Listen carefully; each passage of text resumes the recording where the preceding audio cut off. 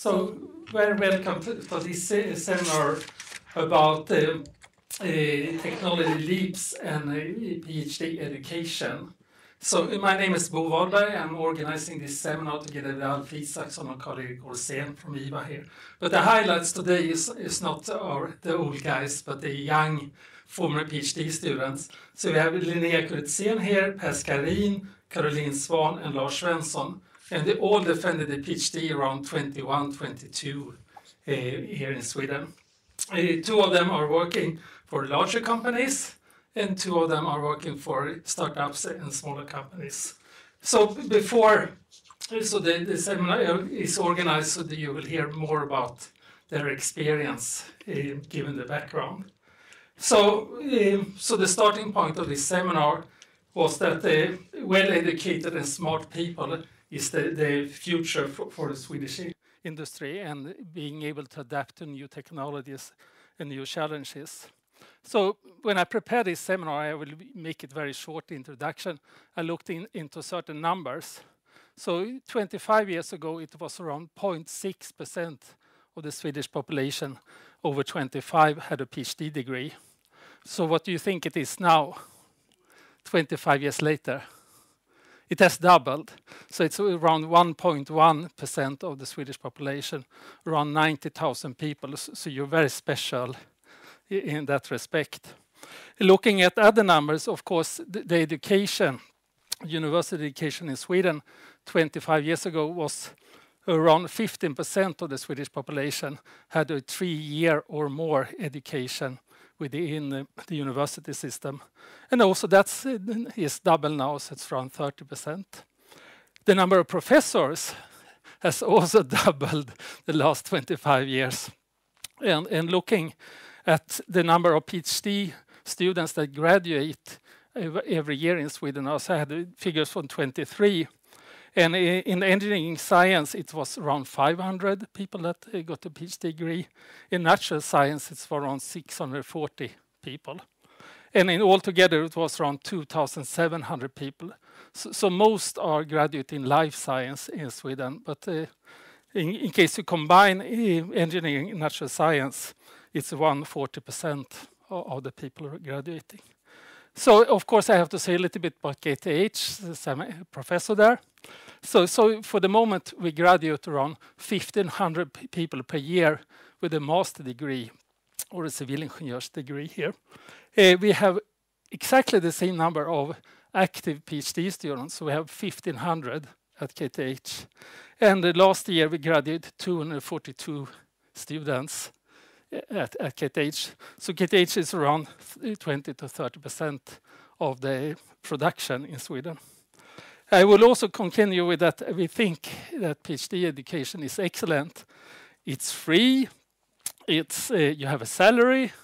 You have a very high teacher-to-student ratio, sometimes 1-to-1, but hopefully But the thing is that we have said in many things, we could easily double the production, or we can even triple the production of PhDs in Sweden within the system without any more money, more than salary for the PhD students. And we have a lot of different things.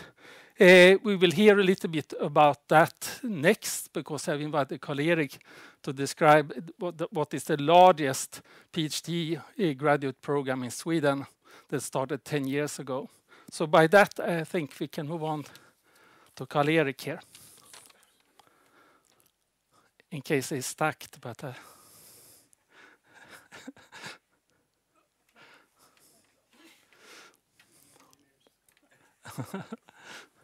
so please, Karl-Erik. Okay, you can hear me. So my name is Karl-Erik Orsén. I'm a professor in automatic control from Lund University, but I'm also a co-director in this research program that Bo mentioned, WASP, the Wallenberg AI Autonomous Systems and Software Program. And I've been involved in this together with Bo and some others since the very beginning in 2014-15.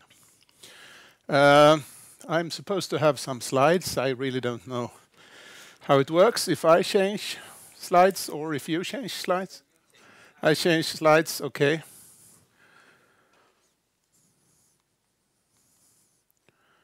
Should I turn it on? It is on, but it doesn't.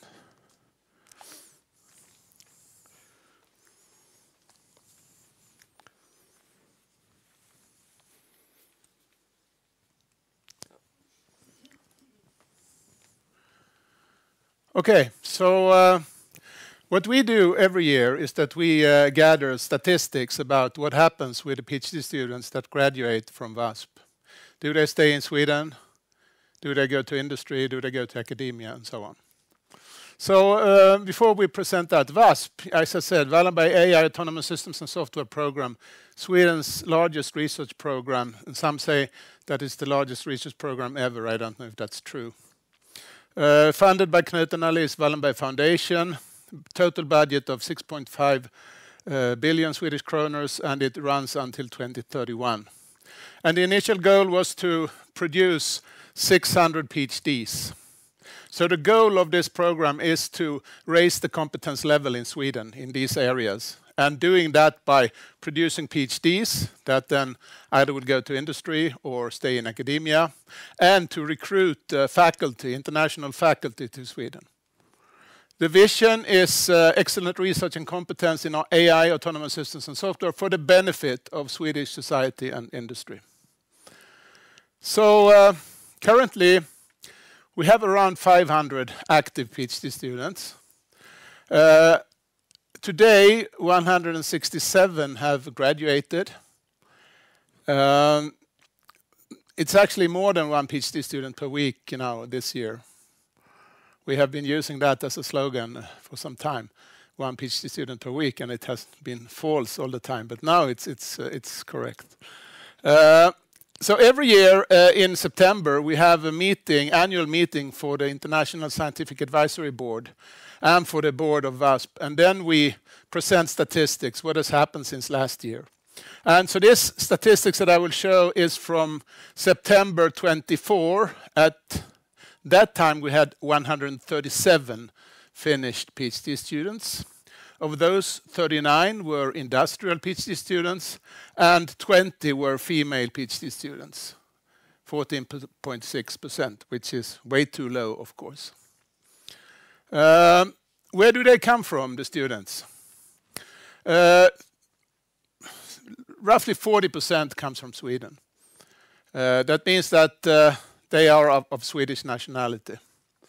And roughly 60% outside Sweden. And the largest countries, as one could expect, are China, India, and Iran. Iran, that was actually in the beginning of WASP, when it still was possible for Iranians to get work permit in Sweden. Right now, it's very, very difficult. So right now, we don't hire many Iranians. And then also from Europe, Germany, Italy, Spain, and so on, and a few also from United States. And then a lot of other countries, but they have 3 or fewer PhD students in WASP. So where do they go? Well, 66% end up in industry, based on the statistics from last year. 91 in industry. 77 of those are in Sweden at some company in Sweden. The companies which have the most PhDs from WASP are Ericsson, Saab, and Zenseact. Zenseact is an autonomous vehicle company in Gothenburg. And 17 of these 77 are at small or medium-sized enterprises, SMEs. Some at very, very small SMEs, just a one-person company, and others at larger, medium-sized enterprises. 32 are in academia. Some of them has just defended, and those, of course, haven't really decided yet where they will end up. So they are basically waiting maybe for a postdoc or waiting for some nice industrial position. So there is always a lot of estimates and guesses here. 21 of the 32 are doing or have done a postdoc outside their home university. And most of these are in US. So Carnegie Mellon, 3, Stanford, 2, MIT, 2, Berkeley, and so on, but also in Europe, ETH in Switzerland, Oxford, and so on. And there is a tendency now, I would say, that more and more apply to do a postdoc, international postdoc.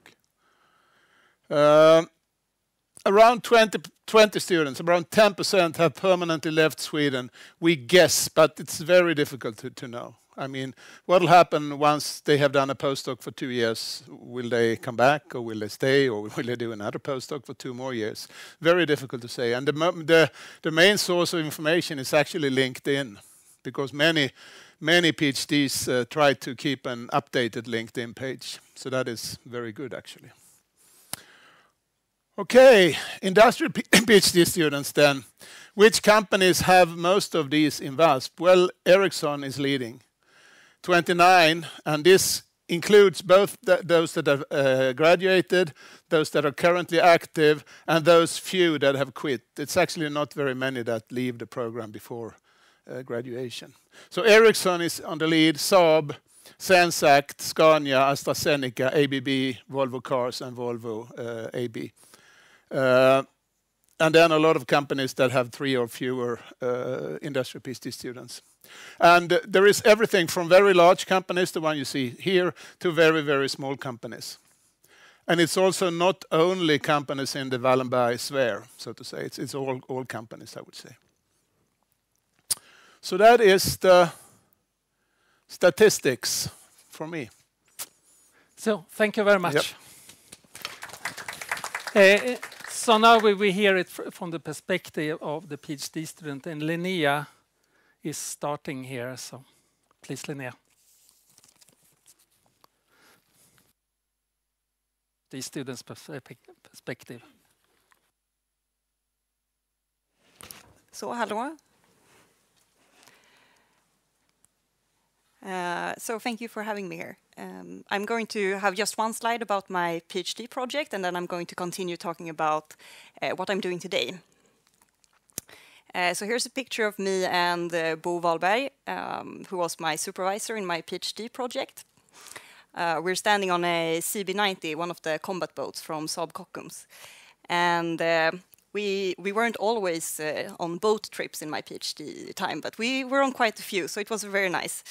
I have a background in automatic control, and my project was on designing algorithms for landing drones on top of moving vehicles, such as the boat that is pictured here. It was a very hands-on project. We had a lot of practical work. It was a lot of the research was on how to implement these types of algorithms and just doing experiments with them. And a few months before I was presenting my thesis, I was approached by a startup company called Air Forestry. And when I was talking to them, they explained their product, and they showed me a video.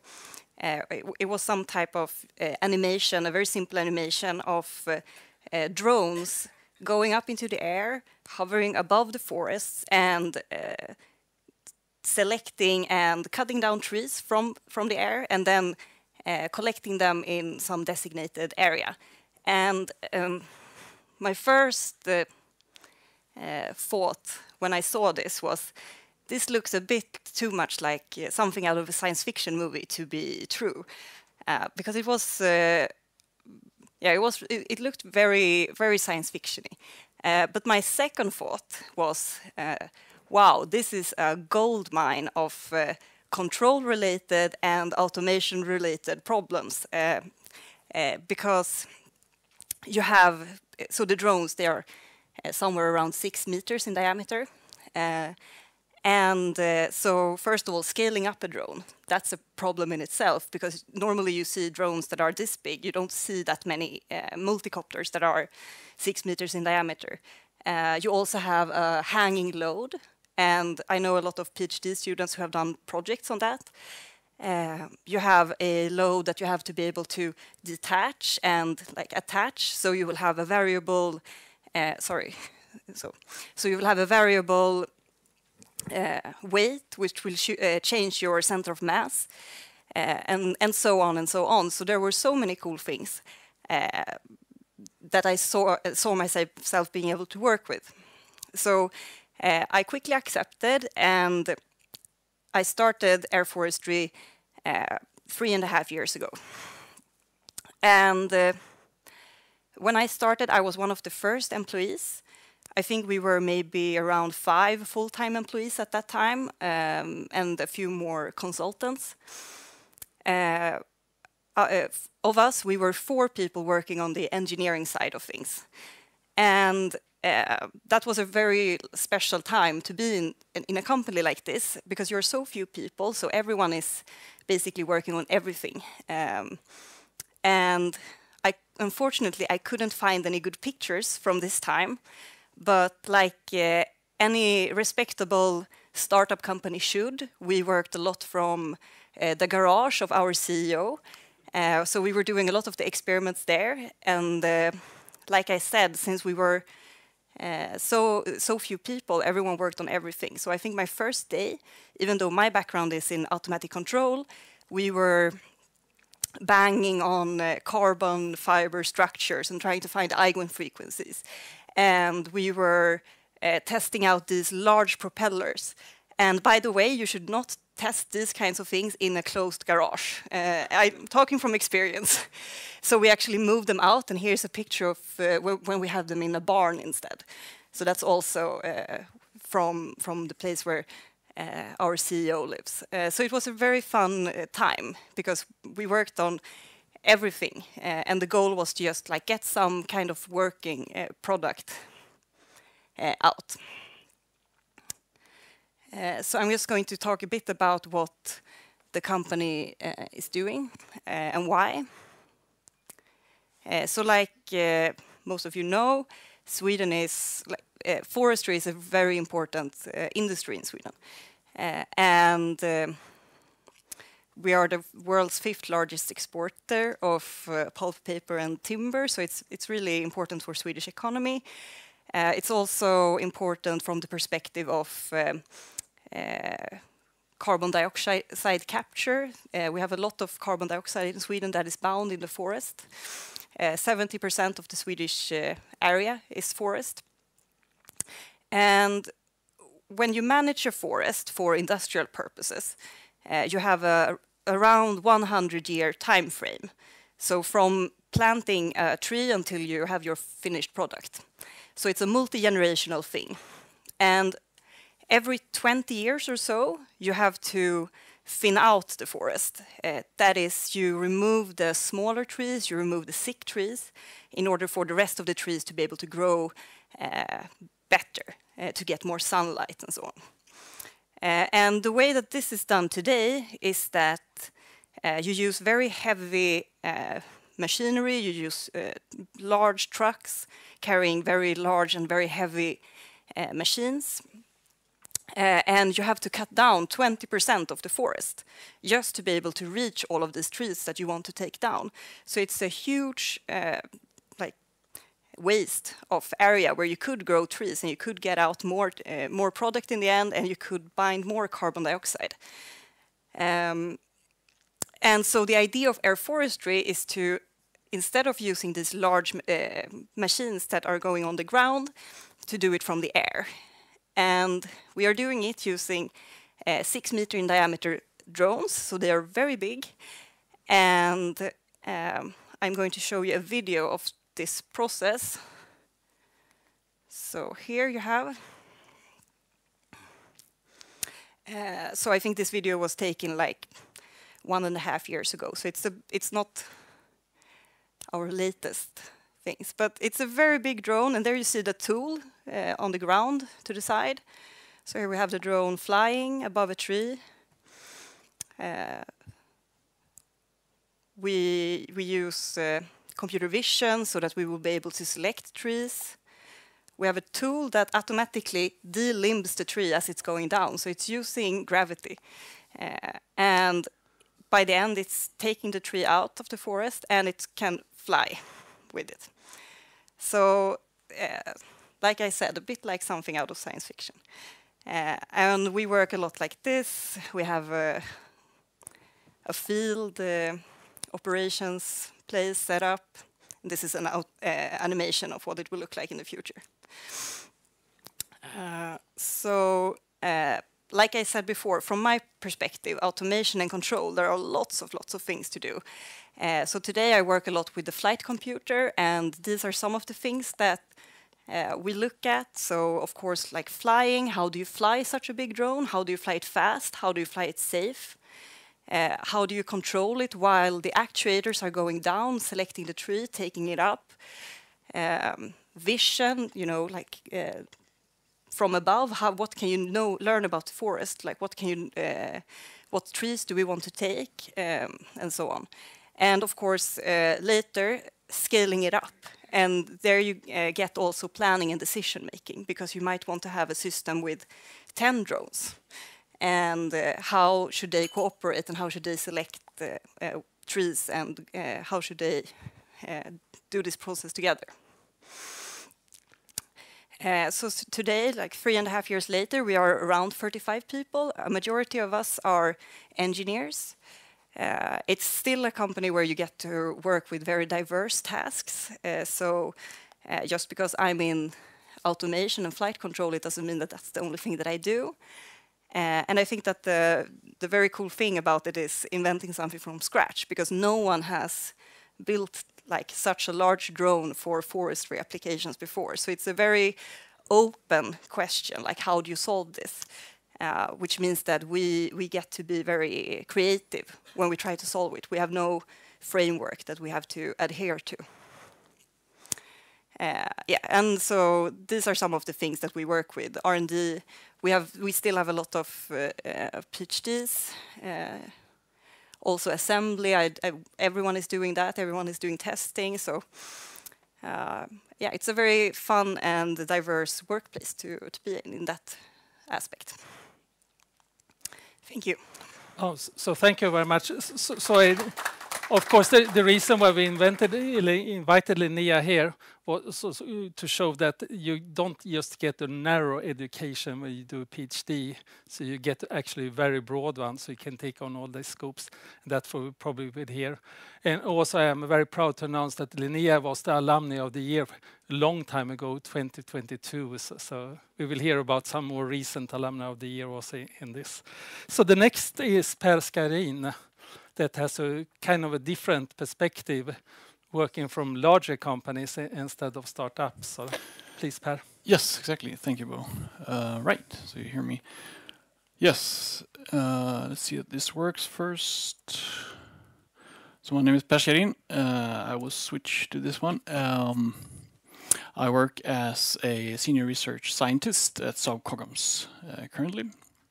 I'm going to give you a small overview of what that means, my role within Saab Kockums, but starting from my PhD in 2021. So I'm not going to go into the PhD so much, but give you sort of the overview of what's happened since. I did my PhD within WASP as well. I was working at the time at Ericsson Research, so I was an industrial PhD student. I did it at Lund University in automatic control, and I defended my thesis in 2021 on control over the cloud, so cloud technology and control systems. Since then, I've had a few roles at Ericsson before I started at Kockums. First, I worked at Ericsson Research for a year, but then I switched over to machine learning specialist role within Ericsson. And the reason that I did this sort of journey is that I wanted to accelerate our work in data-driven development and also work more towards integrating development and research at Ericsson, because I saw that need. And really, in my thesis as well, the sort of overall goal in the end is for very, very adaptive systems and agile systems based on learning. So it's quite natural to take that step. And then in 2024, I went to Kockums instead.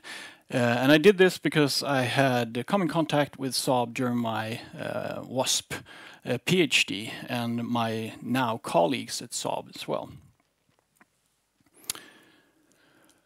And what is Saab Kockums? Well, I wanted to first introduce you to the product portfolio of Saab Kockums because it is not only submarines. A lot of my former colleagues and friends and so on will believe that I'm working on submarines because that is what we are known for to most people. But actually, we have a much broader product portfolio, and you can see it here.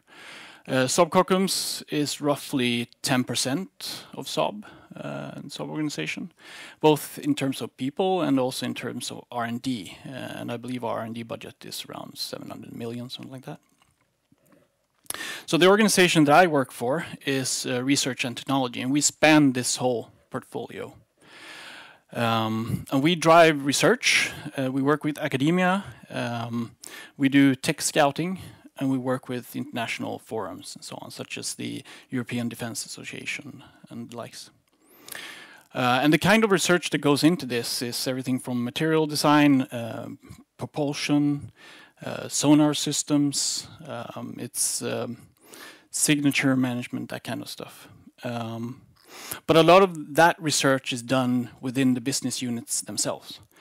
However, more recently, the Research and Technology Group has taken on software and autonomous systems. And there we are engaging much more actively from our group, from the research group. And we try to work as sort of internal startups when we do this. So where I started was in this, the maritime situation awareness work that we are doing in the group. I started this jointly with Morten Lager, who was also a WASP PhD, and I started working on this within Saab Kockums. We're a fairly small but growing group within Kockums that work on a computer vision system for a digital navigator, pretty much. What we did last year was that from the ground up, we built this system for navigation using computer vision. And we have done this through our own custom hardware that you see on some of these pictures here, and also our custom software pipeline. And we've used civilian ships so that we can bring this out into the field easily in order to do our basic research and our prototypes. And this is now heading into the Kockums portfolio through the Autonomous Ocean Core. Something that was launched by Kockums last year at Euronaval. And I'm going to run a quick video to just set the tone for you here.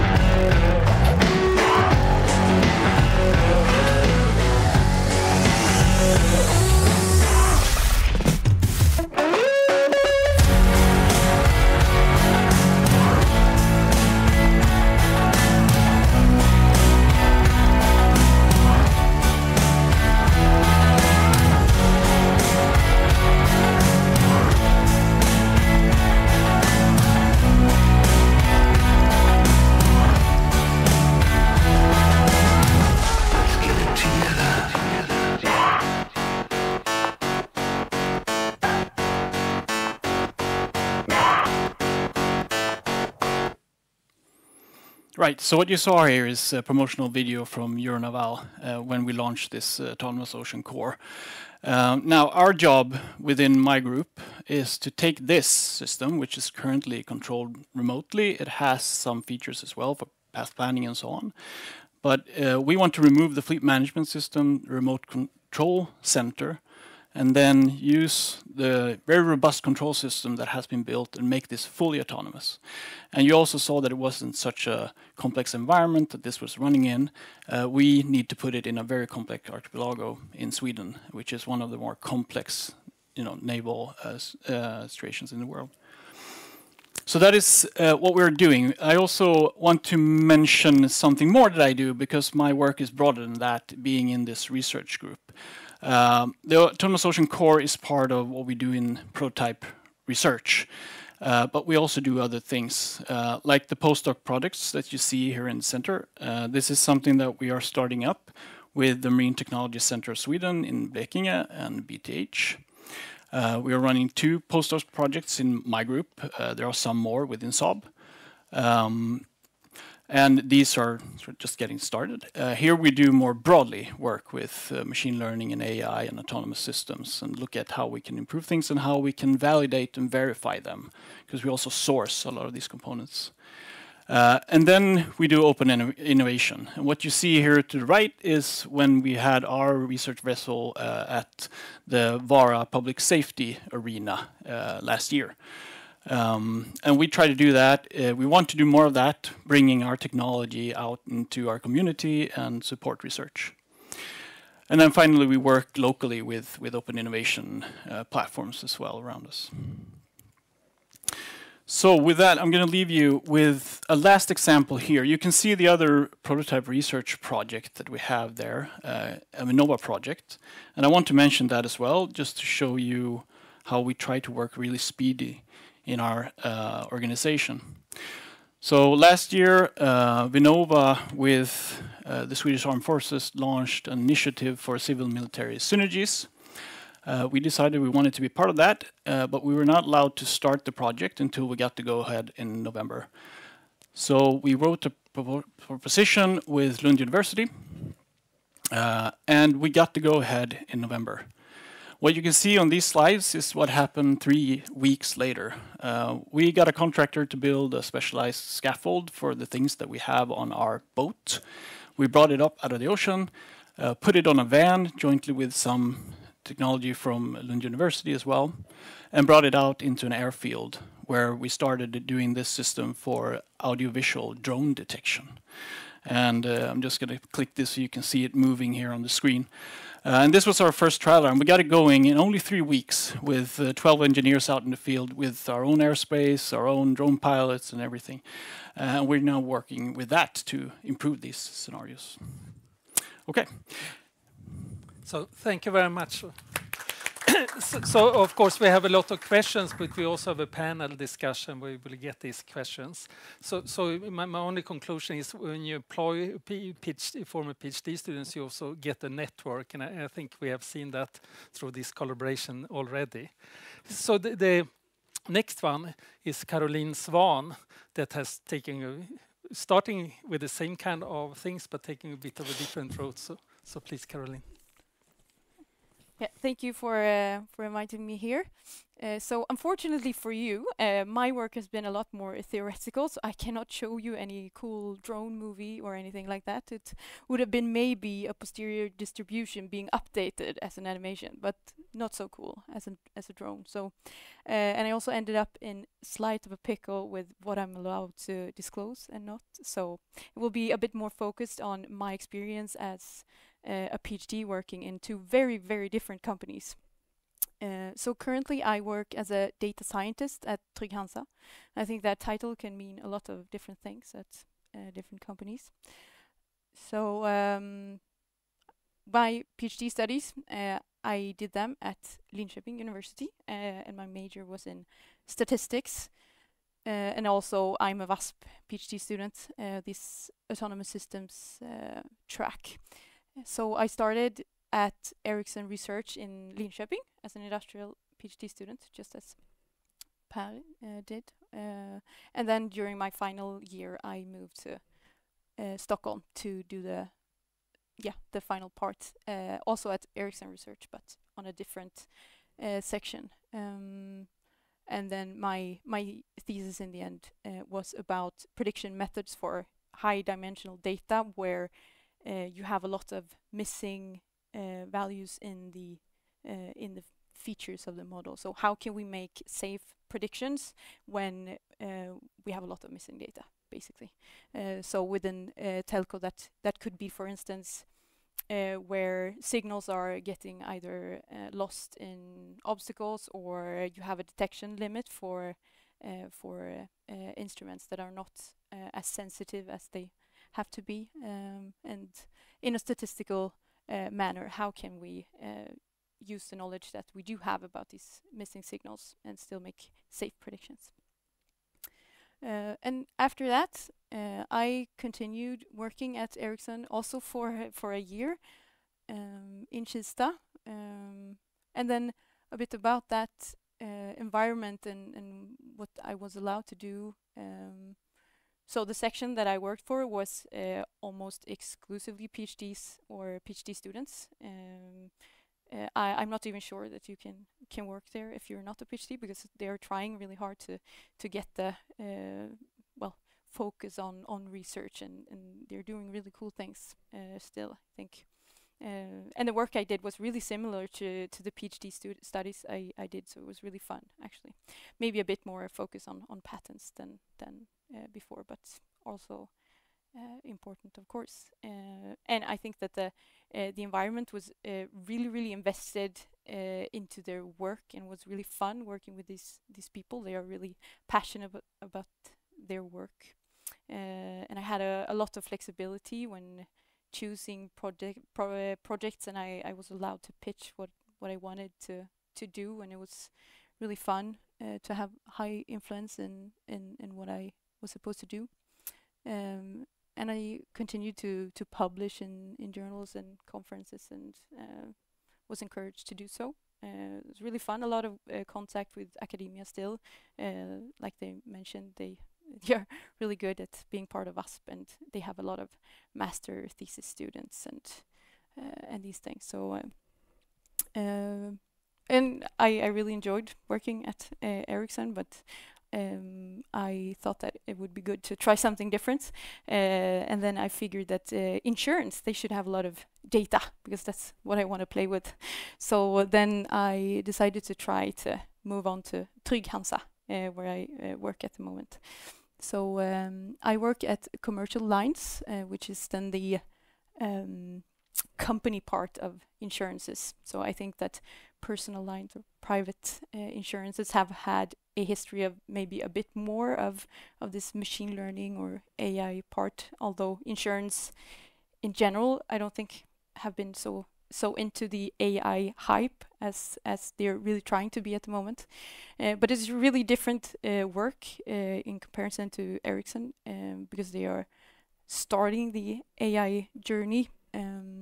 They are really striving towards being more data-driven. And here then I'm not allowed to say so much about what we actually do, but it could be for me, for instance, checking into churn risk. So what are the odds of a customer leaving the company, or maybe damage prevention? How can we help the customers to not have so many damages on their properties or cars and these things? Can we warn them in some way? And our team is doing what I would like to call in-house consulting, because we help the rest of the organization with their machine learning or data needs.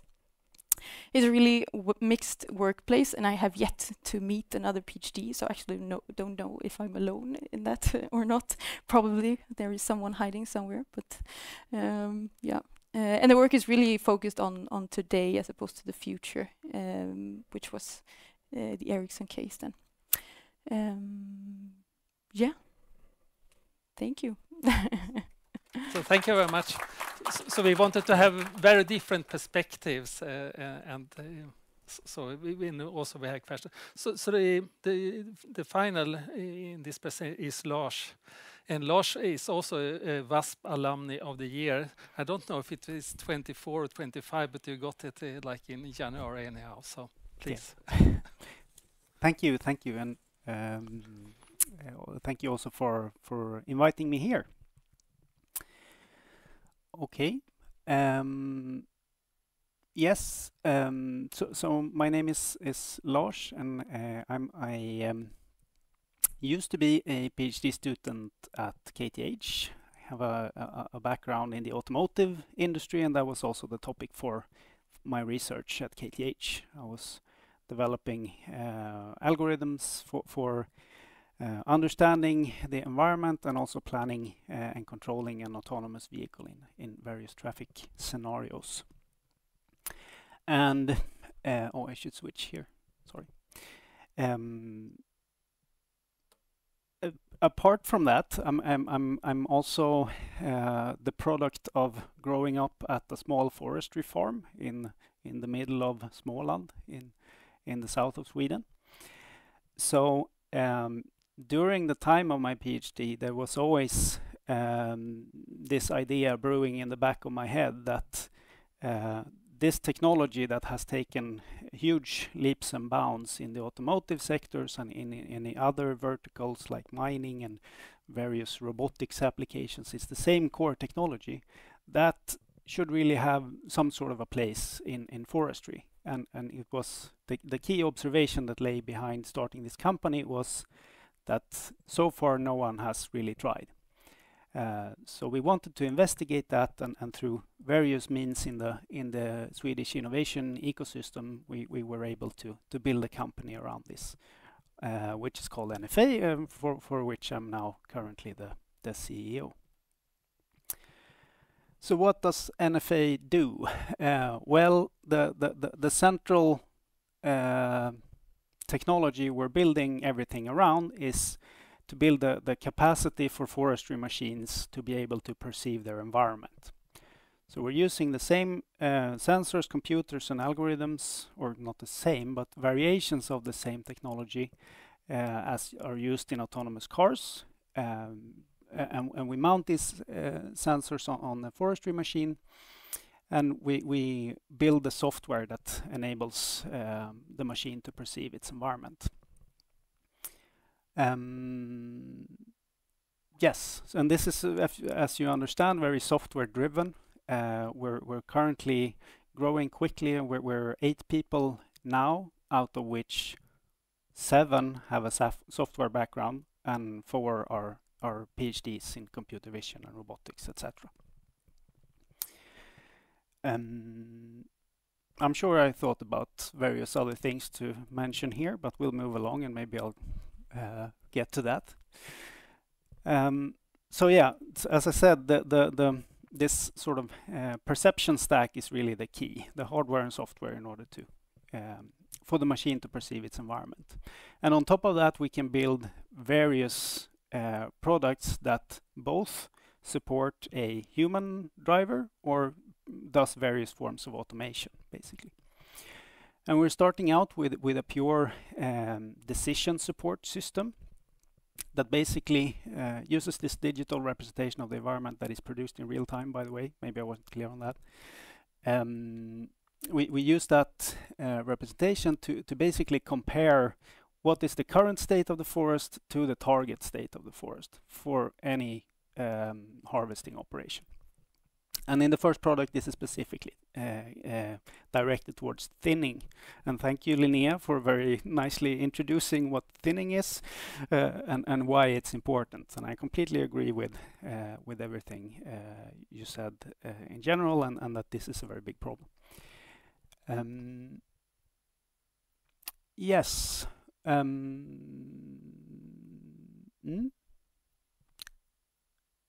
Then yeah, so this is the first product, and that will be released now in the summer. And we have had very nice support from the Swedish forestry industry, and we're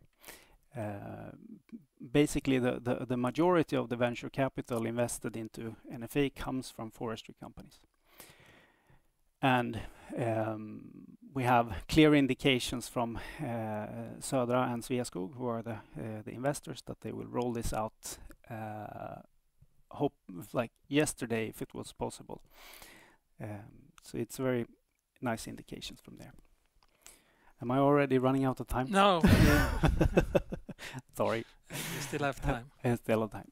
Yeah, so I realize now that I did this a little bit backwards, at least in chronological terms. So I added this slide just to give an indication of like how of the journey from doing the PhD at KTH and in the WASP program towards starting this company. And I think I already mentioned it a little bit, that it started as a side project sort of in parallel to doing this research work in the automotive industry. Yeah, there was ample opportunity to borrow some sensors from various projects in the automotive sector. Just borrow them over the weekend, try some things out in the forest back at the farm on various carrier vehicles. And then based on that recorded data, we could really start working on this perception stack. That's the nice thing about not working in control. That's where you don't need to close the loop in order to get the result. You can just work on recorded data. It's very handy. Yeah, and then we had some, basically when we had the first somewhat working prototype of this perception stack, we showed that to the forestry companies and started asking very open questions, like where in the value chain of a forestry company is there value to be had with this technological capacity? And they were, from the start, very, very clear that you should put this on harvesting machines and support the drivers and offload their work, basically, and try to automate as much as possible. Yeah, I think I'll stop there, and we can take some questions after. So maybe you can explain what WASP is, because it's yes. kind of an important That's feature. a very good point, and it's relevant to this context. So WALP is abbreviation for Wallenberg Launchpad, I think, and it's basically an effort from the KAV, Wallenberg Stiftelsen, to support the commercialization of research, basically. So that's how we got started out. That the first year since I graduated from the PhD, my salary was paid by one of these projects, and that took us really through this very crucial phase where the prototype was mature enough such that we could attract venture capital, basically. Yeah. So thank you very much. So we save questions to the after, or did you have a short? Yeah. Ah, yeah. I have a question regarding the slides. Yeah. Oh, sorry. I have a question regarding the slides, and this Yeah. is something that's... is it really so that people can see white on black easier than black on white? Because you've lost me from the beginning. I haven't seen any what has been written on the slides that have been shown in white on black, or if it's colored like Vinova green. Yeah. I wonder, is it something that has been a good thing nowadays? Because during my time, I'm older than you, of course, it has never been a good thing to show white. Yeah. Yeah, yeah. Sorry about that. So we will move on, and probably you can get the slides afterwards in case. But so sorry. So thank you. So now we're moving to the second part of this, and of course now after the presentation we have so many questions, and you will also have the opportunity to ask questions. So I will ask all of you again, and also Alf and Karl-Erik to join us here. I probably move here, and you can put the panel here.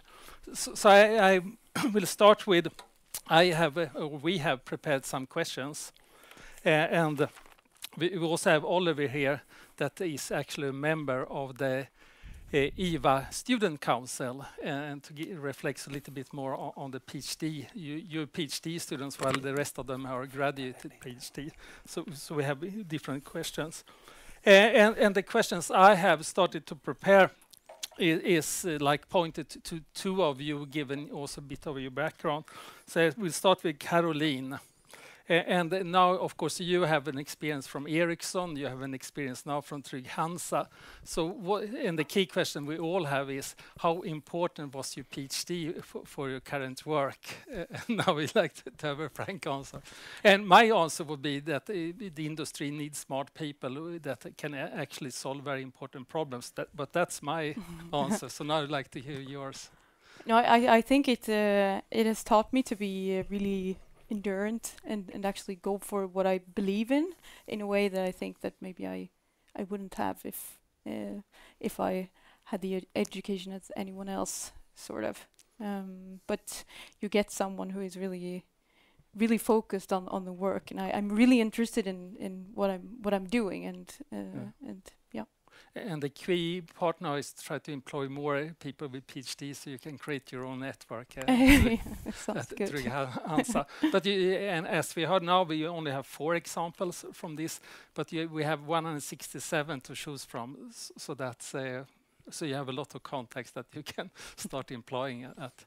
And going to question to Per. So given your experience, what did you really bring from your PhD education into your roles at Ericsson and now at Kockums? Well, first of all, as you mentioned, my network, actually. I mean, you can sort of see that in my progress. But I also would say that I have quite some experience since before as an engineer, working within software mainly, and then working also within research at Ericsson. But it's quite, clear to me that the PhD education really boosts a lot of the qualities that you want from employees. As you were mentioning as well here, that your self-confidence, your self-drive, the fact that you pursue ideas and run them to completion, but you're also able to communicate things, progress and so on in a well-funded manner. All of this just is boosted by the PhD education, I would say. And it also helps get some management skills and so on. And that certainly helps me in the sort of broad role that I have. Yeah. So maybe it's a question to Caroline again. So you also had an experience as an industry PhD student. How did they compare when you met like Lars and Linnea that came directly from the university? So did you have some time in between, or did you went between the master degree and the PhD? No, I just did it straight away. So I did my master thesis at Ericsson, and then this opportunity came along, and they asked if I wanted to try it. Yeah, and that's also a conclusion maybe Karl-Erik can reflect on that actually that's a way to get into PhD, because we will discuss how to get good PhD students, but typically starting with a master thesis at the company is one of the things. So moving on in these questions, my next question is actually to Alf and then maybe Karl-Erik. What do you think, or your reflections on why should we employ more people with a PhD degree in Swedish companies? Okay. Yeah, good question. Well, let me start by a reflection on statistics. You said that last year around 500 engineering PhDs were graduated in Sweden. Yes. If you go back to the time we were born, it was about 1,000 masters, civilingenjör, that was graduated every year in Sweden. So if you want to be a super expert of something, back in those days, it was kind of enough to be a master. Today you have to be PhD. That's my statistical explanation of it. Right? If I look at, is there a difference between the master's education and the PhD education? If I try to generalize and see if you agree with me that did your PhD a few years later than I did mine, in your master's education, the focus is on solving problems that somebody else formulated. In your PhD,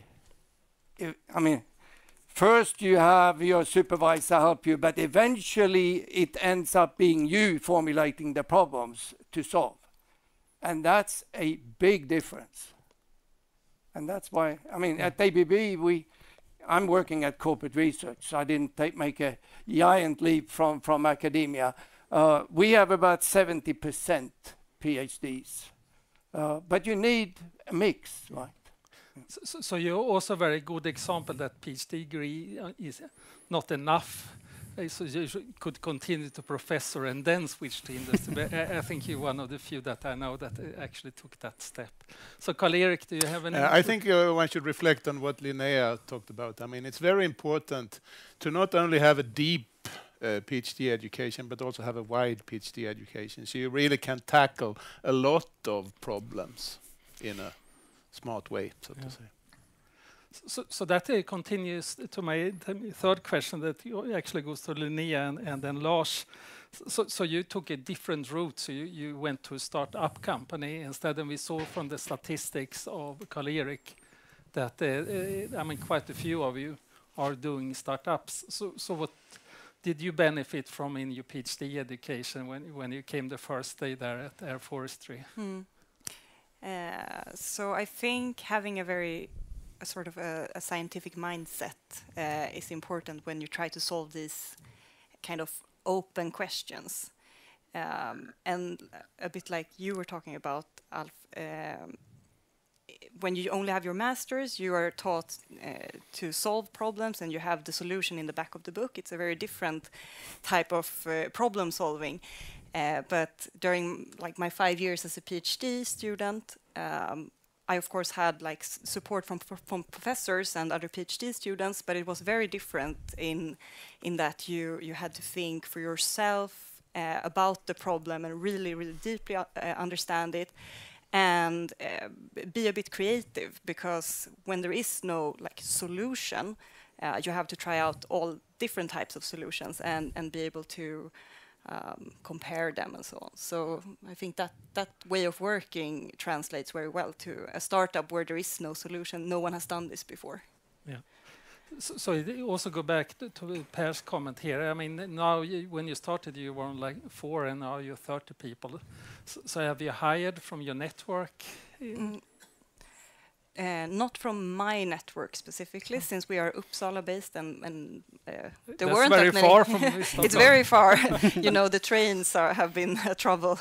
But yeah, we have a lot of PhD, a lot of PhDs in different areas, not necessarily working on like what they did their PhD in.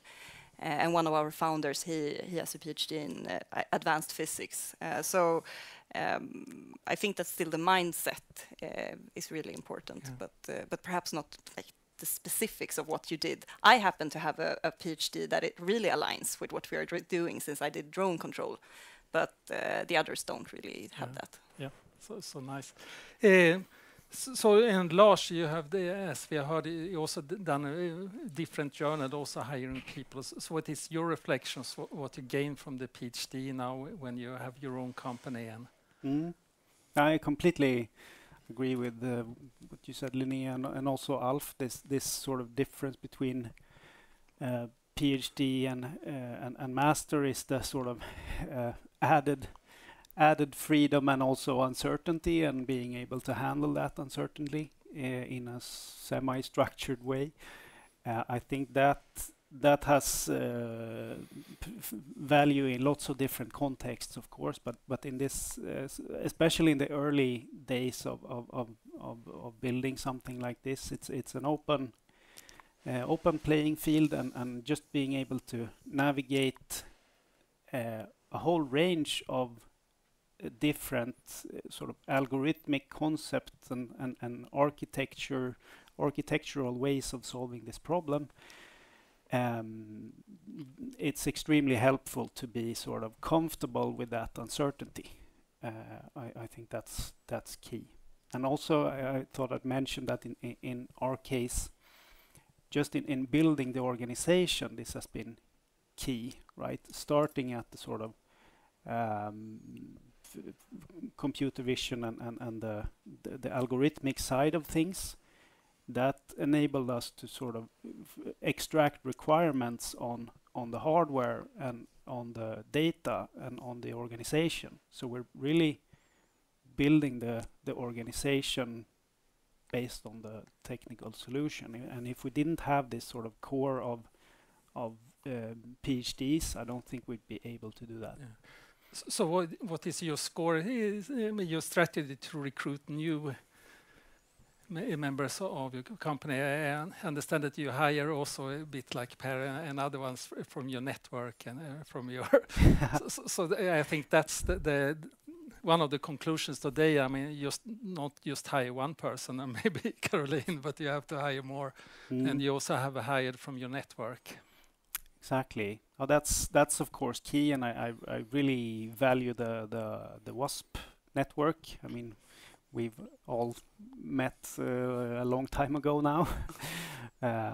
So that's key, not only for recruiting, it's also for like concrete problem solving. There's within this WASP network, it doesn't matter what kind of problem you have, there's always someone who's an expert in specifically that you can sort of, you know, and you can just call them and solve your problem, which is super handy. But I think the really big thing to attract talent in general is the sustainability aspect that Linnea also talked about. That's really key in order for people want to do two things. They want to solve interesting problems, and they want to make spend their time on something that is beneficial for the planet and humanity. Yeah, that's basically. So great. Yes, so that's actually moving into the next questions. And as Karl-Erik also mentioned a bit, that I mean, it has been kind of a problem to attract students with a Swedish education. I don't say Swedish citizens to PhD education, and then we have Oliver here that has been thinking quite a lot from the EVA Student Council perspective. So the question is, how could we make PhD education more attractive with people with a Swedish education? Yes, exactly. So as part of being part of this EVA Student Council and also a PhD student myself, I actually do talk quite a bit with master students who kind of are on the edge of applying or not, and a lot of the things that we kind of, obviously it's very clear through this discussion as well that building this network and being able to formulate your own problems and these skills that you learn and the network that you build is very, very valuable, but that is not something that we communicate to our master students. It's a lot of students who really are interested in they only really do the economical calculation in their head, and in Sweden, like, sure, having the salary during the PhD, that's very good, and that's not what the issue is. It's rather that getting out into the workforce 4 or 5 years later doesn't really mean a net economic benefit. And I'm not going to stand here and say that is fact. That's really only what the students are kind of, that's what they have in their head, and that's really what's important in that case. So when that is the case, you really only have the students who have a real strong interest in a certain subject who apply, and sure, that's a good thing, but that's also a very small fraction and there's a large pool of people who would make for excellent PhD students who maybe choose not to do so and go into industry straight away after masters instead. Yeah, I think there have been a lot of discussions at the university, really, and I think now I take the other roles. I think that the university has been super bad in joining master degree education and PhD education. We tried things like accelerated programs. We tried a lot of things, but I think where we really could improve is to get our master programs again in track with the research done at the universities. Maybe Karl-Erik, you could reflect on that also, or you haven't been thinking about that, or? Actually, I think maybe that KTH is more thinking about that than Lund. Lund is a more old-fashioned university now. And Alf? I think we kind of fail in communicating how broad it is. I mean, coming back to Linnea's description of what you do, I think my guess is that there is a perception among many of the sort of final year master students that it's very narrow, nerdy, and not as broad as fun as it actually is. And there is a kind of advertisement issue here, I think. We need to make the students understand how fun it is. Absolutely. Yeah. And also I will also my own reflection is that, I mean, we could actually educate much more people than we actually do. So we have a lot of free resources. But I also think saying, oh, it takes 4 or 5 years, and after that time you could get a job out in industry. So I think it's also, in case you integrate the master program with the PhD education, you can easily gain 1 year. And we have tried that, but I don't know why we're so super slow in doing that. And I only have Linnea as an example. Of course, your master thesis was start for your PhD thesis, and I don't know about the rest of you in case, I mean, you moved to different, but you save time, but in just having these things. So I don't know if you have any reflection, the rest of you, on this, how to make the PhD education even more popular. I think we should spread the word about what we got, because WASP has been great, I think, and that is the way forward, definitely. When I talk to others who have a PhD degree, they are quite jealous of what they hear that we got. So that, I think, definitely is something. And then, I mean, that making it more attractive, we should spread that message, how great it was, how broad it was, and the fact that it's okay to be a practitioner as well when you do this. It's not only theory. I think we've created a lot of tangible things during our time. That is quite interesting for engineers as a whole. And Linnea, did you have? Yeah, I just want to say that perhaps being more visible. So I think that my first 2 or 3 years at KTH, I didn't really reflect on the fact that we were a university that had actual research in it. You were so focused on your engineering degree and like going to your math courses and everything that I didn't really think about the fact that the professors that I have are like probably super talented researchers as well. And maybe like trying to incorporate that a bit more and like talking about Swedish research earlier. So, for example, like automatic control, Sweden is like good in automatic control, but I'm not sure that many of the students at KTH are aware of this. Also, reflection to that. So, all the 500-600 PhD students at this program have funding for doing 3 to 6 months abroad at the international university. On top of that, so there's a lot of things that we also try to encourage. And the colleague mentioned the postdoc program, so we just approved 12 postdoc positions only this year for PhD students graduate with this program. So that's... I want to actually add also that, I mean, this that you talk about master thesis and going into research with your master thesis, I actually did sort of start my research with my master thesis, but I didn't start it immediately after the master thesis. I came back, because I did my master thesis with Karl-Erik, and I came back more than a decade later and sort of continued the work. But it still sort of started there. That's what attracted me. That I had a really good master thesis that was interesting and research, heavy. And Lars, you did the opposite. You started the real work while doing your PhD. Is it something you recommend, or? Yes. No, I really appreciated that you mentioned sort of the practical component and the sort of craft of building robots. That was part of the. But you have to do double jobs, or? Yeah, evenings and weekends. There's lots of hours there. So, let me continue just checking the time here, so we still have a couple of minutes. So the question I had now is that can we do even better when it comes to PhD education for a career in industry? And of course that question goes to Alf. So we should probably send the question to the ones that have done it a bit more recently.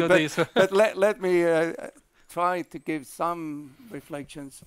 I mean, you talked about spending 3 months abroad at some university abroad. I mean, you could have students do secondments at industry for 3 months as well. I don't know how much that is implemented. So I think we need to expose the students a bit more. I mean, of course, all these 4 ended up in industry, right? But many choose like I did. I stayed in academia for 10 years before I dared to make the leap. And I think knowing how fun also industrial research is would help. Yeah. So Oliver, is it something you discuss also in this to have a PhD education that prepare for innovation and industry and? Well, absolutely. I mean, obviously, we actually talk a lot about like deep tech and startups and trying to essentially make use of our research in a more industry setting. But yeah, it's maybe not as much as we should. That's probably the question or the answer that I'm going to give to that. I would really like to have more collaborations between academia and industry, especially in the PhD as it's progressing. But yes, so the same question. So, for example, Caroline, so what did you miss in your PhD education that would be benefit at Trygg-Hansa now? Oh, I don't think I should blame the education per se, because I really enjoyed the industrial PhD setup, and I think maybe visualizing that a bit more and make it worked quite okay for me. I think it's still quite a new concept within some industries, I think, but making sure that you are doing relevant research for industry. And I think there is a worry sometimes that PhD students are a bit narrow-minded, can be, and I don't think it has to be the case, but it can be the case, I think. But I think my impression is that there is a worry that is what you get in industry. So maybe making sure that the bond is really strong already early in the education. Because that leads to my last general questions here. Of course, you have read all about the needs in Swedish industry and society about more skills in AI, and you have the AI Commission, and you have all this over and over again. So how could the PhD education help to address the society's competence and needs in AI? And that goes to Karl-Erik first, because you have been working on it for 10 years now. So. Yeah, we have been trying our best in WASP. I mean, it's and I think it has been working quite well. I mean, actually, when WASP started in 2014, one of the reasons it started was that there was a document written by Saab and Ericsson on potential areas that the Wallenberg Foundation should invest money in for research. And they had 4 areas. It was autonomous systems, it was software, it was radar, and then some others. And if you read that text, it didn't mention AI or machine learning almost at all. It was really something that came after 2014 in industry. But then it came very, very rapidly. And now almost all companies have big problems with trying to get the knowledge into the existing personnel. I mean, Sweden is not very good at continued education, and that's a big problem. But I mean, conclusion is maybe that it's enough to hire smart people that have kind of ideas. Yeah. So your reflections on that now, when you have this said. So I know that I'm not allowed to ask exactly what you do within AI with large language models and things like that. But do you have a kind of a general reflection, because it looks like you started the batch 1, it was or batch 2. It was before the AI revolution, but it was still the machine learning revolution. It was the computer vision revolution. So for us, it doesn't change. So do you have any reflections on the hype of AI now and generative AI and the need of education, or is it just a hype? Yeah, to some extent, it's just hype, but not only hype. And I do think that.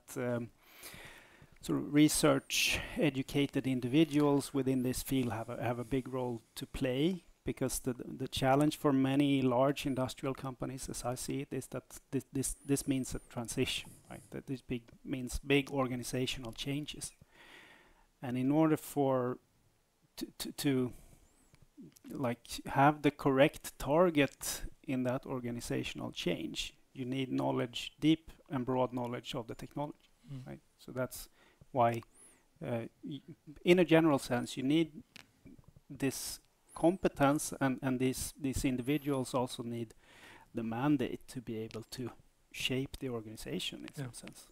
That's my take. So Caroline, so you're the machine learning PhD, former PhD student in this area. So how do you cope with the AI hype? Yeah, it's a bit difficult. I think everyone wants to do it, and everyone wants to call everything AI, and that can hurt a bit. So you're not a data scientist; you're an AI scientist. Good question, but I think there is a long way to go to call everything AI. Yeah. I think we can add something that Lars said when we talked some time back, that it's really helpful with our education to be able to navigate this space. And that is quite useful. So even for me, who hasn't specifically specialized within machine learning and AI when I do my PhD, I'm quite able to, orient myself in this space and understand things critically, look at them critically, quickly grasp new ideas and so on. And this is quite useful, I think, with the education that we have in general. So also reflection as a professor. So my strategy is always to follow my PhD students into new areas and into new directions. So I think, as you said, I mean, in case you're looking for new things and innovations and so on, it's just to follow the flow. So that's very easy to be a professor. So that ends kind of my part here. So now we have still time in case you in the audience here have any questions, and you will get a microphone from Karin before you're allowed to. Yeah, I think start there. Okay. So, tack så mycket. It was very interesting. But I have a very simple question, because we are essentially in a European landscape, and I think all of you realize how much is important the European landscape now. How was the experience in your PhD outside of Sweden? How much time you spend outside Sweden? How much interaction you have in your PhD outside Sweden? So, because I think if you don't realize that the university has to be on a broader landscape, we probably make a very small step everywhere. So any one of you that, Linnea, I know you have experience from US. Yeah, but not during my PhD. No, so at the end of my PhD, COVID came. So the last 1.5 years, it wasn't really possible to go abroad. But yeah, I had some experience from my master's. I was in Germany at the German Aerospace Center. And then earlier on, I had some like research collaborations in my undergraduate in the US at Caltech that I got through the division. And at NASA, yeah. So that was after my master's. Yeah. Which was also an internship. And I think that the US is very good at having those kinds of research opportunities for undergrads and newly graduates, that you get to come there and work closely with some research group and see what they are doing, which is really what made me want to go into research, that I saw like the types of projects that you can do. Yeah. And you, of course, you went to international conferences, you went to all the study trips. That probably, so Caroline, did you go on a study trip with Karl-Erik or? I don't think so. Because he's the study trip leader of the WASP program. I don't think we went together, but I did go to the study trip. So we went to Singapore, to NTU, and to France and Spain, and I think you went on different ones, but I think there is a lot of possibility in WASP to go abroad, and yeah, a lot of money is spent to enable that if you want to. So I think a lot of possibility for that. And of course, we reflect for the WASP program this, but I also would say that we have a lot of other PhD students within the universities, and I think the strongest part is the international dimension that you asked about. So it was a long answer, but so did we have more questions, Karin? Yeah. Yes, hello. Thank you very much for very interesting presentations. One question. In the beginning, was stated that I think 60-70% of the PhD stays in Sweden. Are we doing any activities to increase that number? Because that's an easy way to retain competence within the country. Yeah. Most of them that stay, they stay in industry, I would say. So in that case, it is industry that should really make an effort to attract. And in WASP, we have different, we have academia and industry days where the aim is to get PhD students to meet possible future employers and so on. So there are different instruments with this. But I'm quite sure that the industry could do more to hire PhD students. So my reflection is that, to start, when we started, it was like ABB study, visited ABB and Ericsson and so on. But now I think you have your own network that we should really use much more in order also for the smaller and medium-sized companies. So, Kalle here. Yes, Kalle Johansson, KTH. You talk about a lot good things that you learned during your PhD, but you tell us, we who are in the system as supervisors, what was a waste? Or so if you were to design the PhD program now at the Swedish universities, is it something you would change? So Linnea, you're not allowed to answer that question. So this is, again, another control guy asking for negative feedback. I stole your joke. No, you can start with the negative feedback, please, Lars. Well, I had the reflection that comes to mind. I just relating back to the previous discussion here. I was also on one of these international exchange programs to the US, and one reflection I made with like the difference between Europe and the US was that I feel like the projects that are the PhD students are working in the US, at least in this subfield, is much more coherent. There's teams of people working on the same thing, and they have sort of critical mass to reach farther. Whereas in Europe and at least in maybe especially Sweden, I guess it goes back to the funding. It's more fragmented in general, such that individual PhD students have individual projects and do very different things.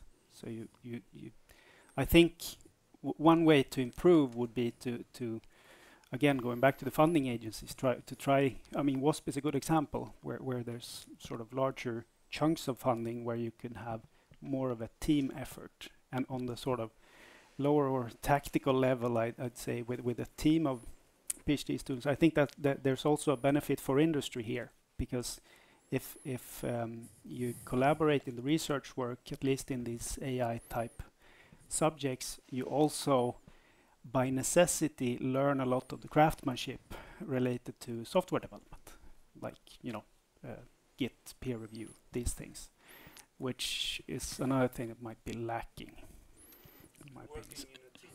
Yeah, exactly. Mm-hmm.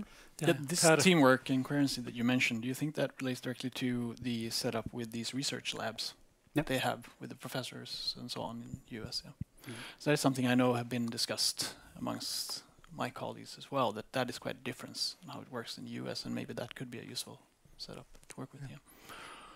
Yep. So we have a question here. Yeah, I have Ambra Sannino, Vattenfall. I have maybe just shortly want to relate. My experience is also pretty old, but I can, how to say, support everything was said about marketing internally. In my early days when I was in ABB corporate research, like Alf, we had an activity to try and somebody realized that we have a huge kind of repository of knowledge in corporate research, so let's try to spread it to the other parts of ABB. But then nobody wanted the people because they thought that okay, now it's old, as I can say exactly as it is. that they thought that, okay, they all have PhDs, you know, so they are all nerdy people in a white lab coat that cannot speak to anybody.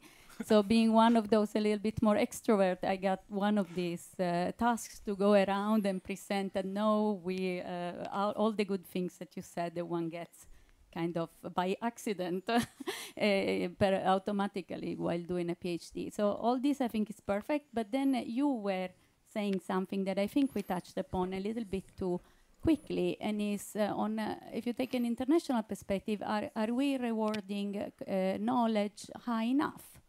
I'm thinking, for example, I have experience from Italy, and there again 20 years ago, it was like if you had a PhD, you had done something very theoretical, closed in the university, no contacts with industry, so you were just 3 years older than everybody else, and you didn't know so much more.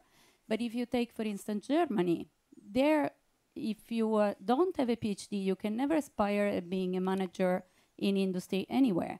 So it's like a prerequisite, and then somehow that gives different standing to, and of course then you also automatically you get into a completely different salary span, clearly.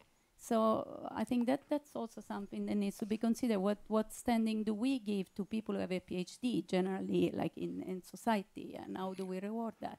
I don't know who wants to take that question. That was maybe not a question even. So the answer is higher salaries, or? Yeah. Yeah, but I think it has dramatically changed here in Sweden, even for quite a long time. I also have Italian colleagues, so I think it's much better than it used to be. So that's my experience. I don't know Alf or Karl-Erik. No, I agree. And in ABB, I think it helped to merge with Brown Boveri, because there were lots of PhDs in Switzerland and Germany in BBC. And suddenly there was a need to stack up a few PhDs on the ASEA part as well. I guess I can fill in real quick on that too. And I do agree that it's a lot better than it might have been. But among younger people, I think the problem still exists, and it kind of disproportionately applies more to younger people who are in that position to actually choose whether to go for a PhD or not. And that would then be that those younger people are those who maybe do not know necessarily everything that comes with a PhD. So yeah, it's definitely a valid point. So I think I will wrap up. So my conclusion is a couple of things after this discussion, and of course the main message is to hire more PhDs to be prepared for technology leaps. And of course we didn't know about the generative AI, we didn't know about what happens the next years and so on. So the only thing that actually lasts is having a broad but very good education to prepare for that. I also think that the universities has to step up, Kalle, or to really have a better interaction between our master programs. As you saw at KTH, we have 1,500 students per year that graduate from our master programs. And I think it's very few of them that actually go into the PhD, and that's really bad for KTH, I would say. So that's in terms of improvement. And that's now I finished with negative feedback. Maybe you would like to give some positive feedback before we end this discussion. So do we have any positive feedback? No. So that's No. Well, I mean, let me comment. So it was said that 66% staying in the Swedish industry and whatever is a low number. I think it's a fantastically high number. I was worried when WASP started. I mean, one of my concerns was we are going to crank out so many PhDs, and the Wallenberg Foundation in the bylaws has this that it should be for the benefit of Sweden. And if those students don't stay in Sweden, it's not really for the benefit of Sweden. But I was wrong. So far, my fear was wrong. But now I guess it's the real testing time, it's because one a week now.